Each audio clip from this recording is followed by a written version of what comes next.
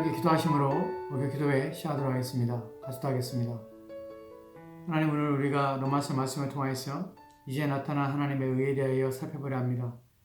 그동안에 어떠하였고 또한 우리가 어떻게 의롭게 되었는지에 대하여 바울이 우리 가운데 그리스도를 통하여서 주어지고 되어진 일들이 무엇인지에 대하여 우리에게 말씀할 때 그 말씀에 귀를 기울여 우리로 하여금 참된 진리가 또한 우리로 하여금 그리스도께서 이루신 것들이 무엇인지를 알므로 말미암아 우리의 구원의 확실함과 또한 감사함을 주 앞에 돌리도록 도와주시기 원합니다. 주께서 지금 함께하기 원하오며 살아계신 예수 그리스도 이름으로 기도합니다. 아멘. 오늘 우리가 함께 살펴볼 로마서의 내용은 이제 나타난 하나님의 의에 대해서 살펴보려고 합니다. 중심 구절은 로마서 3장 21절 말씀 한 절 말씀을 가지고 이제 나타난 하나님의 의에 대하여 좀 살펴보도록 합시다. 그 말이 무슨 의미인지에 대하여 여러분에게 말씀을 드리도록 하겠습니다. 로마 3장 21절 말씀 제가 봉독하겠습니다. 이제는 율법 외에 하나님의 한 의가 나타났으니 율법과 선지자들에게 증거를 받은 것이라. 아멘. 이 구절에서 바울이 말하고자 하는 것을 이해하려고 할 때에 분명한 것은 이제라는 단어에 우리가 집중을 해야 됩니다. 이 단어가 이 본문에서 전체의 대반전을 이루는 구절로서 중요 단어로서 우리 가운데 제시되고 있기 때문에 그렇습니다. 본문에 보면은 그러나 이제 지금은 이라는 뜻입니다. 이제는 이라는 의미가요. 그래서 이것은 과거와 전혀 다른 대전환점이 이제 이루어졌다는 것을 상징하며 또한 그것을 내포하는 의미가 바로 이제는 이라는 단어입니다. 이전과는 다른 무엇인가가 새롭게 되었으며 또한 전혀 다른 것이 나타났다는 것입니다. 그것이 무엇인가 하면 하나님의 한 의가 나타났다는 것입니다. 이것이 왜 예전과 전혀 다른 것으로서 과거와는 전혀 다른 의미라는 단어의 의미인가 하는 것을 좀 생각해 보도록 합시다. 지금이라는 표현을 사용하게 되었는가 하면 지금까지는 바울은 유대인들이나 이방인이나 그 누구도 하나님 앞에 의롭다 할 수 있는 자들이 하나도 없을 뿐만 아니라 그러한 방법도 없었다는 것을 지금까지 말해봤습니다. 이것을 로마서 바울은 1장부터 시작해서 로마 3장 20절 말씀까지의 내용을 통하여 증명하고 있었던 것입니다. 여기에 중심 주제는 모든 인간들은 누구를 망라하고 스스로 비록 스스로 하나님의 약속을 받은 조상들의 후손이며 또한 하나님의 알고 있으며 또한 말씀을 맡았으며 그리고 율법을 가지고 있다 할지라도 그런 유대인이라 할지라도 언약의 후손도 아니며 또한 하나님을 알도 못하며 말씀도 없고 또한 율법도 없는 이방인들 또한 마찬가지로 모두 다 하나님의 진노 아래에 있다고 선언하고 있고 또한 그것을 성경 구절을 통해서 증명하고 있습니다. 이것을 바울이 로마서 1장 16절에서 복음을 부끄러워하지 아니하노라 라는 이유가 또한 여기에 있는 것입니다. 왜 복음을 부끄러워하지 않는가? 왜냐하면 이제는 예전과 같이 이방이나 유대인이나 그 누구도 의롭게 되는 길이 없었다는 것입니다. 그러나 이제 다시 새로운 전혀 다른 차원의 일들이 일어나게 되었고 인간이 의롭게 되는 길들이 있었기 때문에 그것이 바로 복음으로 말미암아 되어지는 의이기 때문에 그래서 복음을 부끄러워하지 않는다고 말하는 것입니다. 예전에 어느 누구도 하나님 앞에서 의롭게 될 수 있는 길이 없었던 것입니다.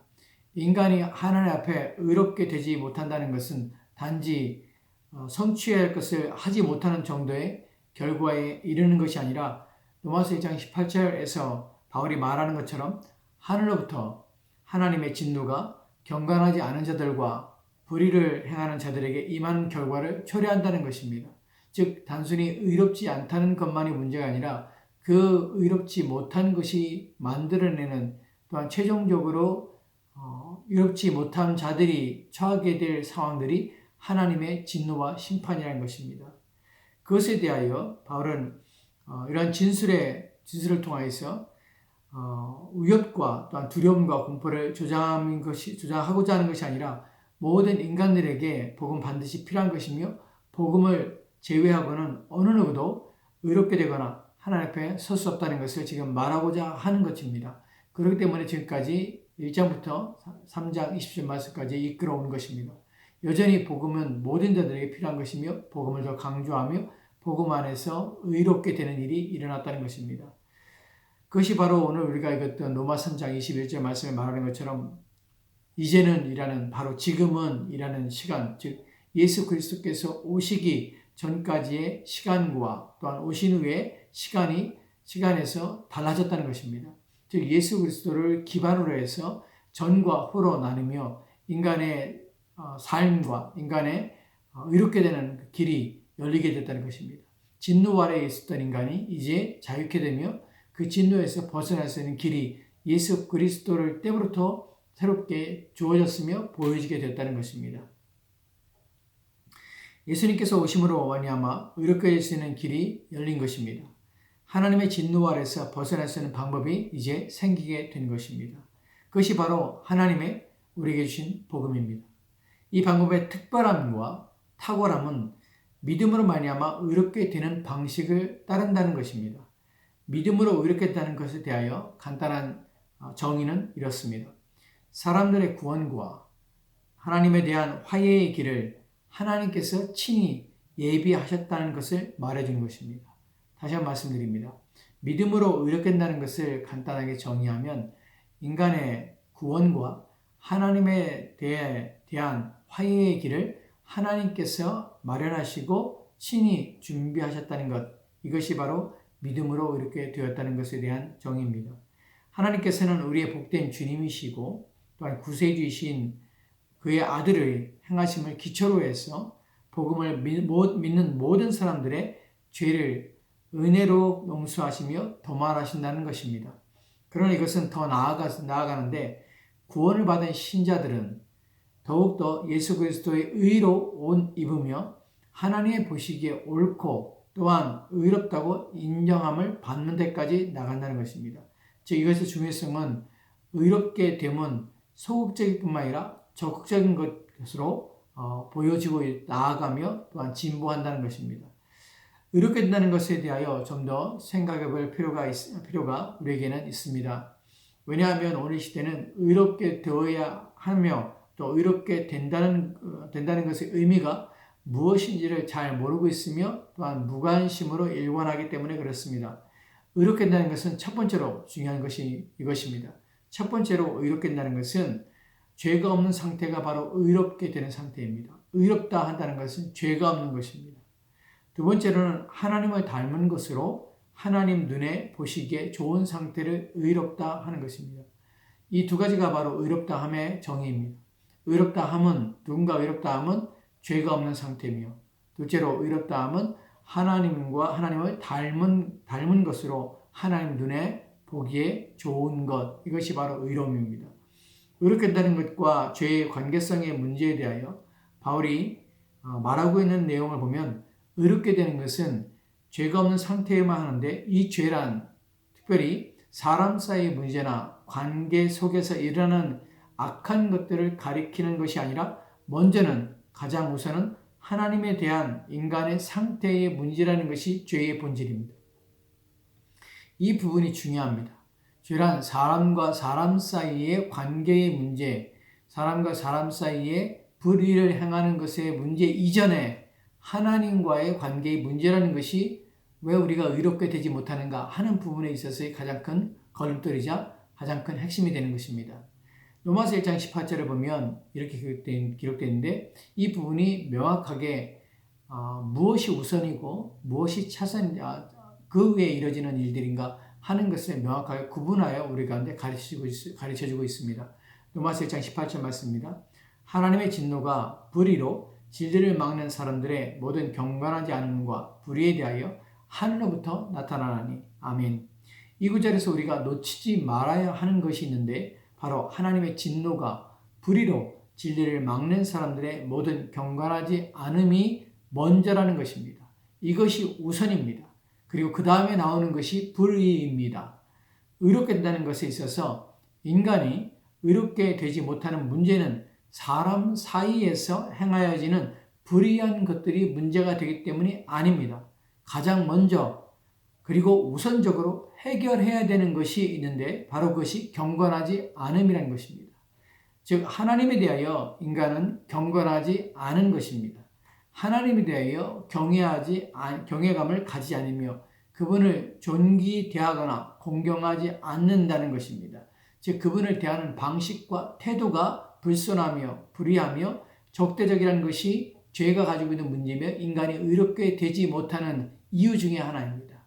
인간은 스스로 하나님을 향하여 돌이키지 않습니다. 하나님을 믿으려 하지 않고 하나님을 의존하지 않으며 그분을 주인으로 삼으려 하지 않는 인간의 본질적인 타락한 인간의 본성적인 마음 안에 있는 죄된 본성으로 인하여서 인간은 여전히 하나님과 원수된 상태에 있다는 것입니다. 이 문제를 인간 스스로가 해결할 수 있는 것이 아니라는 것입니다. 이러한 죄의 문제, 죄가 가지고 있는 중요한 문제에 대하여 구분하지 못하고 또한 알지 못하며 인식하지 못하는 것, 이것이 바로 첫 번째 인간이 의롭게 될 수 없으며 인간 스스로가 하나님 앞에 나아갈 수 없으며 화해하며 또 화목할 수 없다는 것입니다.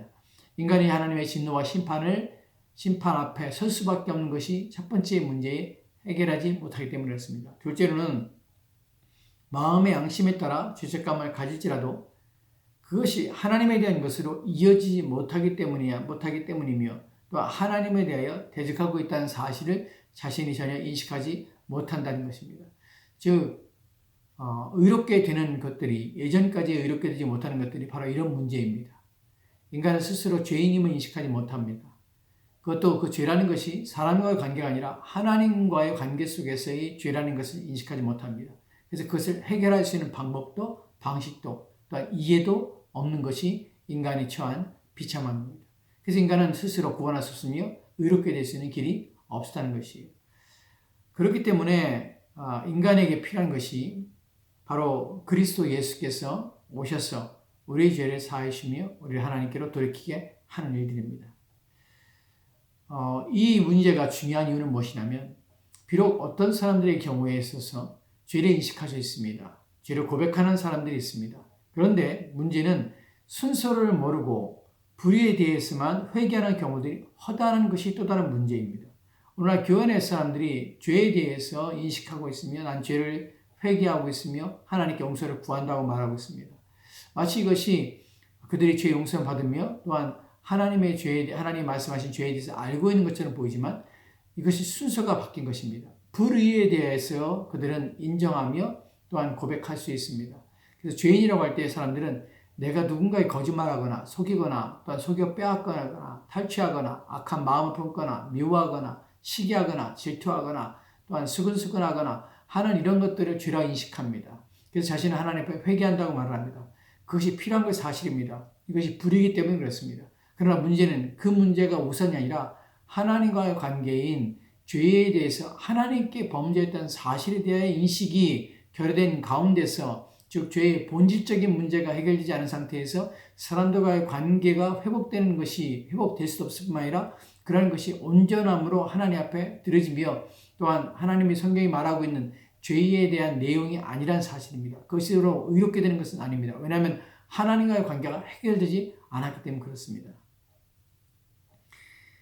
그리스도께서는 우리를 위해서 우리의 이 문제, 죄의 문제를 위해서 하나님과의 관계의 문제를 위해서 죽으신 것입니다. 불의 또한 죄이지만 그러나 인간이 하나님을 대하는 방식과 방법에서 의롭지 못하기 때문에 우리는 죄인인 것입니다. 우리의 행위나 생각 또한 하나님을 대할 때의 죄인 것입니다. 그러나 이것들은 해결되지 않으면 안 되는 것입니다. 이것이 우선입니다. 하나님과의 원수된 것에서 화목되지 않는 한 그는 어떠한 방식으로도 다른 사람에 대한 죄의 문제를 해결할 수 없다고 성경이 증언하고 있는 것입니다. 왜냐하면 하나님께 대하여 불경건한 자가 자신 스스로 타인을 향한 자신의 불의를 제대로 인식할 수 없을 뿐만 아니라 또한 완전하고 온전히 자신의 불의에 대하여 사함받을 수 없기 때문에 그렇습니다. 이 문제 또한 하나님의 법에 대한 도전이며 대적으로 인한 불의이기 때문에 그렇습니다. 사람과의 관계에 대한 문제의 불의, 이것 또한 하나님에 대한 대적이며 또 하나님에 대한 죄입니다. 모든 것은 바로 하나님을 대적하며 모든 죄는 사람과의 관계 속에서도 짓는 죄도 하나님께서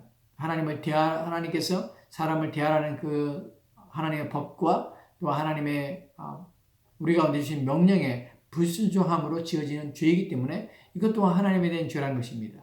이런 사실들을 우리는 제대로 인식해야 되는 것입니다.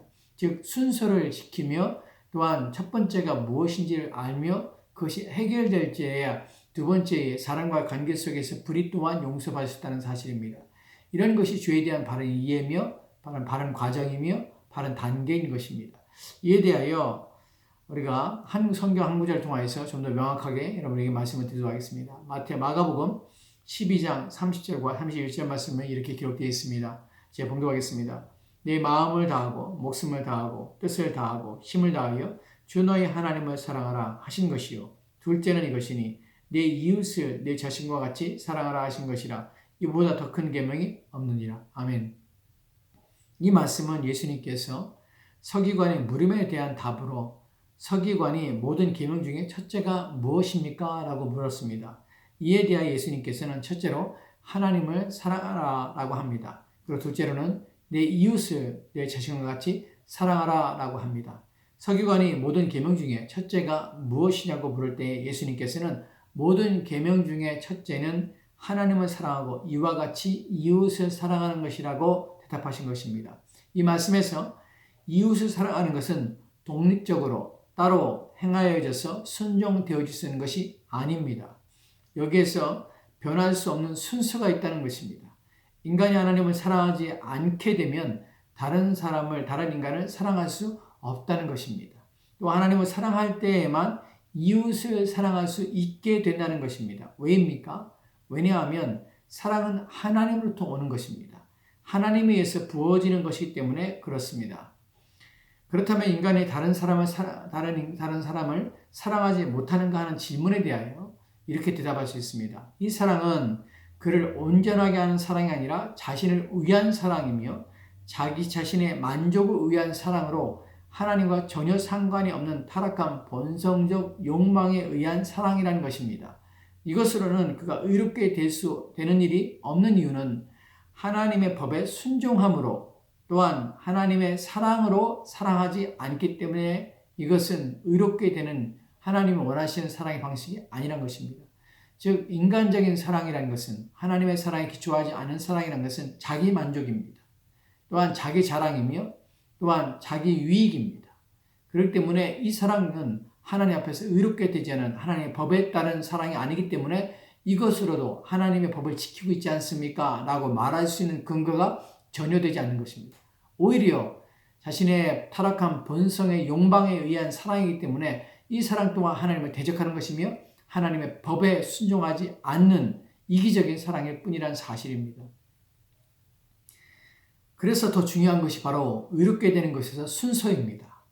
자신이 경건하지 못함을 깨달으며 하나님께 범죄한 자임을 인식하는 일이 먼저 일어나야 되는 것입니다.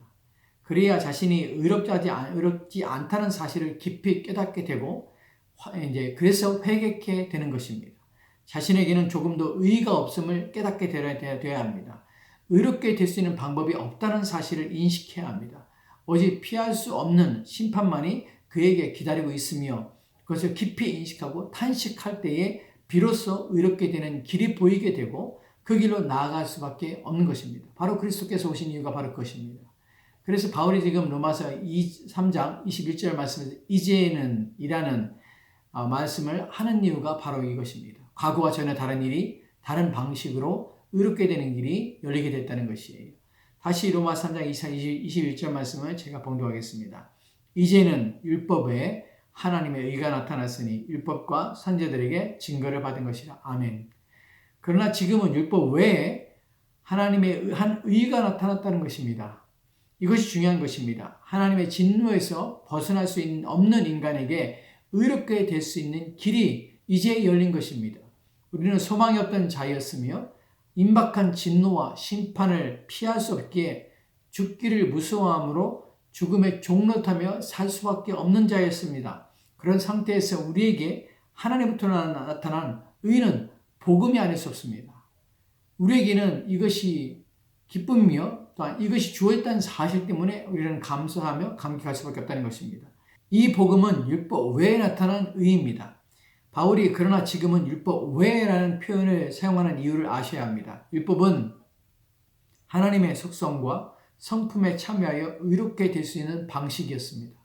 그러나 어느 누구도 그 율법에 따라서 율법에 순종함으로 온전할 수 없으며 또 의롭게 될 수가 없었습니다. 왜냐하면 인간은 타락함으로 또한 타락된 본성과 죄의 오염으로 죄의 지배로 말미암아 율법에 순종하기를 거부하며 순종할 수가 없으며 오히려 율법을 거역하며 대적할 수밖에 없는 상태였다는 것입니다. 그것이 인간의 상태인 것입니다. 그래서 율법은 오히려 의롭게 하는 수단이 아니라 인간을 정죄하며 저주하는 도구가 되었던 것입니다. 모든 율법 아래 인간은 율법으로 인하여서 고소를 당하고 있습니다. 또한 율법으로 인하여서 하나님의 심판을 피할 수가 없었던 것입니다. 그렇다면 율법이 악한 것인가 하는 것에 대하여 바울은 또한 그렇지 않다고 합니다. 이 율법은 하나님의 성품과 속성을 나타내는 것으로 좋은 것이지만 타락한 인간으로서는 도저히 스스로 율법의 요구에 순종하며 지킬 수 없었다는 것입니다. 그래서 모든 인간은 율법 아래 갇히게 된 것입니다. 그러면 이것으로 끝인가 하는 것입니다. 그렇지 않습니다. 하나님께서는 인간에게 율법을 통하여 의롭게 되는 길을 보이셨지만 범죄함으로 타락한 인간은 율법을 지킬 수 없기에 탄식하게 되며 절망하게 되게 하심으로, 그러나 지금은 이제는 하나님의 의를 나타내심으로 그 의를 사모하게 하시며 그 의에 대하여 감사하며 그 의를 붙잡도록 하는 도구로서 율법을 사용하고 계시다는 것입니다. 율법은 갈라디아에서 말하고 있는 것처럼 모학 선생처럼 우리를 그리스도께로 이끌고 가는 가이드 역할을 하는 기능을 가지고 있는 것입니다. 이것이 하나님이 그러나 지금은 하나님의 의를 나타내신 이유입니다. 이 의는 지금 나타났지만 그렇다고 해서 예전에는 없었던 것이 결코 아니었습니다. 이미 구약에서 하나님께서는 이 의를 나타내셨습니다. 그러나 그것은 계시의 점진성 속에서 차차 드러나고 또한 차차 완성되어가는 과정 속에 있었기 때문에 그때는 완전히 드러나지 않았고 상징과 모형으로 보여진 것입니다. 율법과 선지자들 속에서 이미 하나님의 의신 예수 그리스도께서는 계시되었고 또한 구약의 백성들 또한 그들의 종교 의식 속에서 희미하게 남아 그리스도의 의의 빛을 보았으며 그것을 기다렸던 것입니다. 이러한 증거들은 그러나 지금 나타난 하나님의 의가 즉흥적이거나 또한 땜질식으로 주어진 것이 아님을 우리 가운데 말해주고 있는 것입니다. 하나님의 계획이 실현되고 있었습니다. 그의 뜻이 성취가 되어져 가고 있으며 이제야 그것이 드러나고 나타나게 된 것입니다. 하나님은 지금까지 인간들에게 이제 참된 의이신 하나님의 의가 나타날 때까지 참아주신 것이며 인내하여 주신 것입니다. 이것이 우리가 듣는 복음이고 우리가 들어야 할 복음이고 또는 오는 세대들이 믿어야 할 복음입니다. 오늘날 안타까운 것은 복음의 이러한 진정한 가치를 사람들이 모르고 있다는 것입니다. 바울이 말하는 그러나 지금은 이라는 말의 의미를 이해하지 못하는 것입니다. 참된 복음을 들은 자들은 이것이 이해가 되며 또한 이것이 놀라운 은혜이자 하나님의 긍휼과 자비의 증거임을 깨닫게 되는 것입니다. 우리가 의롭게 되는 방식에 있어서 우리를 수고롭게 하며 애타게 하며 또한 발견할 수 없으며 어찌할 수 없는 상태에서 지금은 하나님의 의를 발견하고 또한 깨닫게 되어 이제 의롭게 되었다는 사실이 놀라운 것이며 기적과 같은 것입니다. 바울은 로마 교인들에게 그들에게 임하였고 또한 소유하고 있는 의가 어떠한 의이며 또한 얼마나 귀하고 가치 있는가 하는 것을 지금 가르쳐주고 있으며 말해주고 있는 것입니다. 우리의 신앙이 쉽고 또한 우리의 믿음이 쉽고 열심이 쉽고 사랑이 쉽고 관심과 의지가 식어가는 이유는 바로 그러나 지금은 이라는 의미를 잊고 살고 있기 때문에 그렇습니다. 그것을 생각하고 묵상하고 또한 그 의미를 기억하고 가슴에 새기지 않기 때문에 그런 것입니다. 내가 누구였는가? 그러나 이전에 나는 어떤 사람이었는가?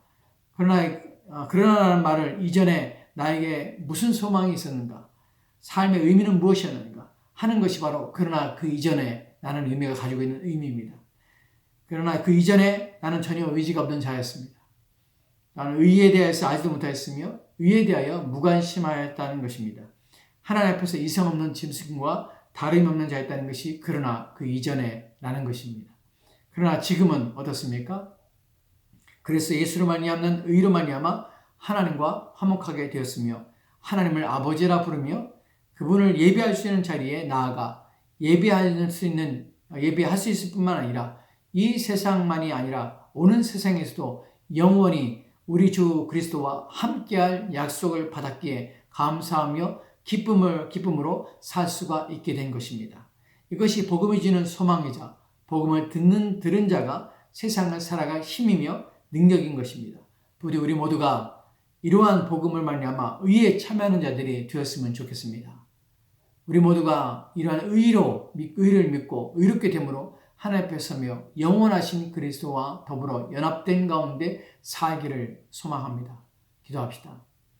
하나님, 오늘 우리가 주의 말씀 속에서 우리가 예전에 우리가 어떤 삶이었으며 또한 그러나 이제는 이라는 말씀 속에서 이제 우리가 나타난 하나님의 의가 우리 가운데 주는 것이 무엇이며 우리 가운데 이뤄낸 것이 무엇이며 우리를 하여금 어떤 자리에 서게 하시며 어떠한 영광스러운 복됨을 맛보게 하시며 경험하게 하시는지를 깊이 깨닫고 우리로 하여금 이 모든 일을 이루어 주신 그리스도 예수를 통하여서 의롭게 되는 일에 주저하지 아니하게 하시고 이 의를 붙잡고 이 의 가운데 사는 우리가 되게 하옵소서. 그리스도의 의를 우리 가운데 덧입혀 주시고 깨달아라. 우리가 얻지 못하며 또한 발견하지 못하며 찾지 못하며 구하지 못했다는 것들, 또한 우리가 그러할 수 없으며 전혀 그러한 무능한 상태에 있었던 우리들을 구원하여 주시고 그리스도의 의를 덧입게 하신 하나님을 찬양하며 높여드리게 도와주옵소서.